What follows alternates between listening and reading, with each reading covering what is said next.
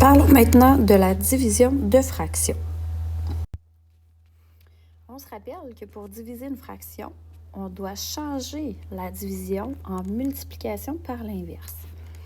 Alors, nos trois mots-clés sont garde, change, inverse. On garde la première fraction, on change le symbole de division par un symbole de multiplication et on inverse la deuxième fraction. Si on fait le premier exemple, nous avons 11 18e divisé par 55 36e. Première étape, je réécris ma première fraction car on garde la première fraction.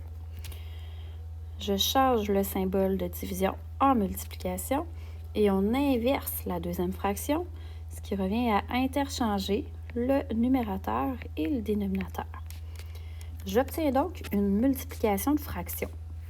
Pour multiplier des fractions, première étape, si je peux simplifier, je vais simplifier.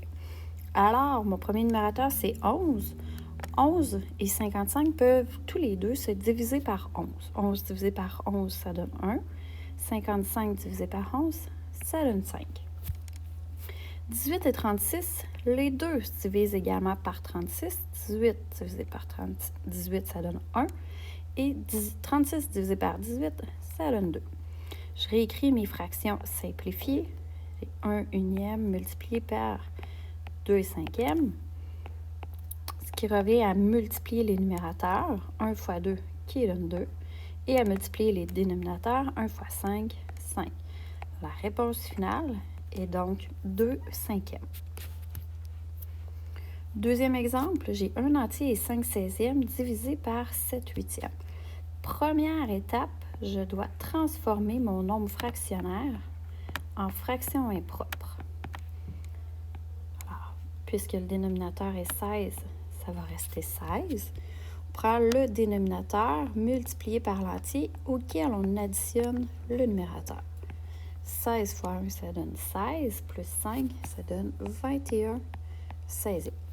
Je peux donc réécrire ma fraction 21 16e divisé par 7 huitièmes.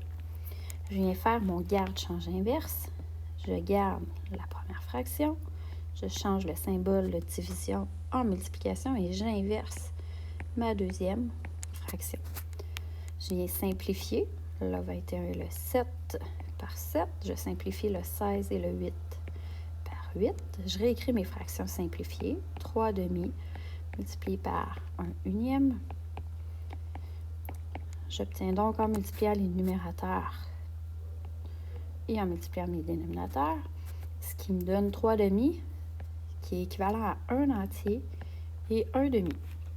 Alors, ce qui est important de retenir pour la division de fractions, on garde la première fraction, on change le symbole de division par une multiplication et on inverse la deuxième fraction.